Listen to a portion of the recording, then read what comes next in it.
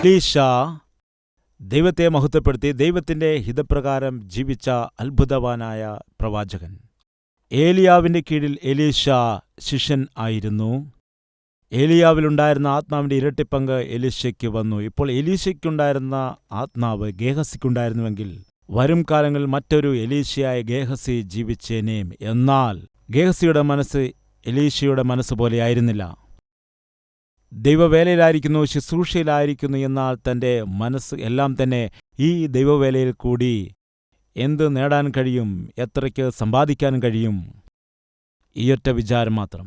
അങ്ങനെ പണമുണ്ടാക്കാൻ ശ്രമിച്ചതായ പ്രവൃത്തിയിൽ പറഞ്ഞതെല്ലാം കള്ളങ്ങളായിരുന്നു. ഇല്ലാത്ത ആവശ്യങ്ങളൊക്കെ പറഞ്ഞിട്ട് അപ്പോൾ തന്നെ രക്ഷിക്കപ്പെട്ടതായ, പുതുതായി രക്ഷിക്കപ്പെട്ട ഒരു വിശ്വാസിയായതായ നയമാന്റെ അരികിൽ, ഈ പുതിയ വിശ്വാസിയായ നയമാന്റെ അരികിൽ ഗേഹസി ചെന്നിട്ട് എത്രയോ അസത്യങ്ങളാണ് പറയുന്നതെന്ന് നോക്കുക.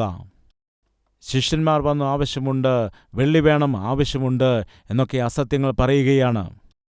പുതുതായി വന്ന വിശ്വാസിയെ കബളിപ്പിച്ച് ഇല്ലാത്തതായ ആവശ്യങ്ങളൊക്കെ പറഞ്ഞിട്ട് അന്യായമായിട്ട്, അവിഹിതമായിട്ട് കൈക്കലാക്കുകയാണ്, പണം നേടുകയാണ്. ദൈവവേല ചെയ്തുകൊണ്ട് ദൈവവേലയുടെ മറവിൽ അവിഹിതമായി പണം സമ്പാദിക്കുകയാണ്.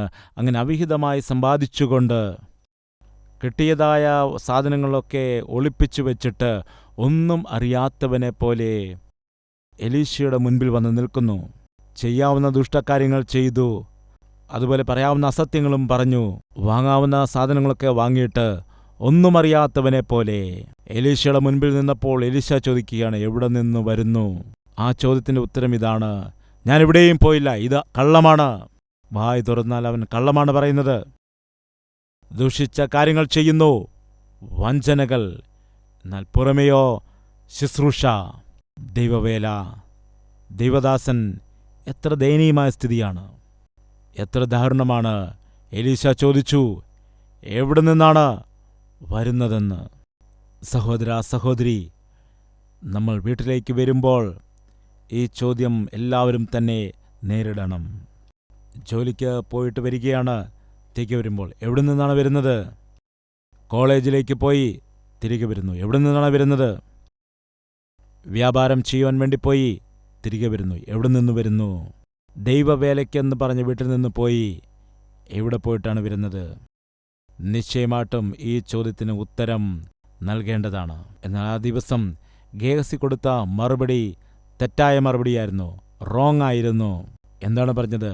ഞാൻ എവിടേക്കും പോയില്ല. തൻ്റെ തെറ്റുകളെ മറച്ചുവെക്കുവാൻ വേണ്ടി ശ്രമിക്കുകയാണ്. താൻ ചെയ്ത കാപട്യങ്ങളൊക്കെ മറച്ചുവെക്കുവാൻ വേണ്ടി ശ്രമിക്കുകയാണ്. താൻ കള്ളം പറഞ്ഞിട്ട് നേടിയെടുത്തതായ സാധനങ്ങൾ എല്ലാം തന്നെ വളരെ വിദഗ്ധമായി മറച്ചുവെക്കുന്നു.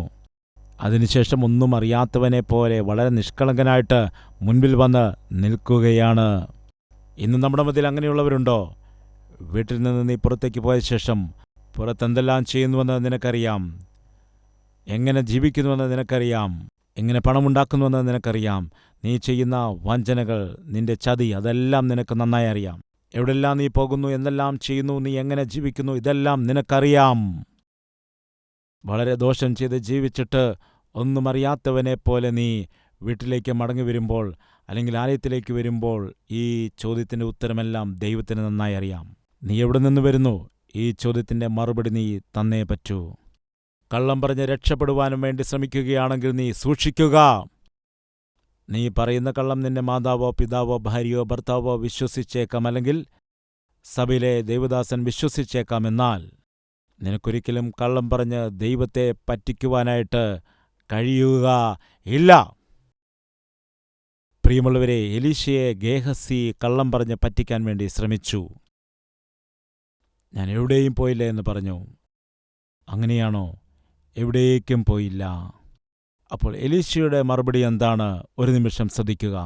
എലീശ അവനോട്, ഗേഹസിയെ, നീ എവിടെ പോയിരുന്നു എന്ന് ചോദിച്ചു. അടിയനെങ്ങും പോയില്ല എന്ന് അവൻ പറഞ്ഞു. അടിയനെങ്ങും പോയില്ല എന്ന് പറഞ്ഞു. ഇത് കള്ളമാണ്. അതിന് അവൻ പറയുകയാണ്, ആ പുരുഷൻ രഥത്തിൽ നിന്നും ഇറങ്ങി നിന്നെ എതിരേറ്റപ്പോൾ എൻ്റെ ഹൃദയം നിന്നോടുകൂടെ പോന്നിരുന്നില്ലയോ? നിന്നോടുകൂടെ വന്നില്ലേ? കള്ളം പറഞ്ഞുകൊണ്ട്, പുതുതായി വന്നതായ ഒരു വിശ്വാസിയെ വഞ്ചിച്ചുകൊണ്ട്, പറ്റിച്ചുകൊണ്ട് ദ്രവ്യം സമ്പാദിപ്പാനായിട്ട് നീ ശ്രമിച്ചപ്പോൾ, വ്യാജമായ കാര്യങ്ങൾ പറഞ്ഞ് അവരുടെ കയ്യിൽ നിന്ന് സമ്മാനങ്ങളൊക്കെ വാങ്ങിയെടുത്തതായ സമയത്ത് ഞാൻ കണ്ടില്ലേ? എൻ്റെ മനസ്സ് നിന്നോടുകൂടെ പോന്നില്ലയോ? എലീശ പറയുകയാണ്, നീ ആ രഥത്തിൻ്റെ പിന്നാലെ ചെന്നിട്ട് കള്ളം പറഞ്ഞ് അവരുടെ കയ്യിൽ നിന്ന് ദ്രവ്യങ്ങൾ വാങ്ങിയപ്പോൾ എൻ്റെ മനസ്സ് നിന്നോടൊപ്പം വന്നില്ലേ? എലീശയുടെ ആത്മാവ് ഗേഹസി ചെയ്തതായ തെറ്റുകൾ കണ്ടുവെങ്കിൽ എലീശയെ തിരഞ്ഞെടുത്തവനായ എൻ്റെ ദൈവം കാണാതെ ഇരിക്കുമോ? ഒരു നിമിഷം ചിന്തിക്കുക. പ്രിയമുള്ളവരെ, അനുഗ്രഹം പങ്കുവയ്ക്കേണ്ടത് നിന്റെ ചുമതലയാണ്. അയ്യോ, എൻ്റെ മക്കളുടെ മക്കൾക്കെല്ലാം തലമുറയിൽ ശാപങ്ങൾ അവശേഷിപ്പിക്കാൻ ഞാൻ ആഗ്രഹിക്കുന്നില്ല. ഞാൻ അനുഗ്രഹങ്ങളും നന്മകളും കുഞ്ഞുങ്ങൾക്ക് വേണ്ടി അവശേഷിപ്പിക്കുവാൻ ആഗ്രഹിക്കുന്നു. ഇങ്ങനെ ആഗ്രഹിക്കുന്നവരുണ്ടെങ്കിൽ വരൂ, നമുക്ക് പ്രാർത്ഥിക്കാം.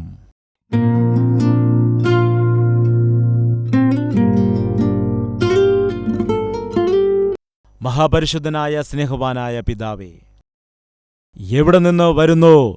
ഈ ചോദ്യത്തിന് മറുപടി കൊടുത്തേ തീരൂ. എല്ലാ ദിവസവും ഈ ചോദ്യങ്ങളെ ഞങ്ങൾ നേരിടണം.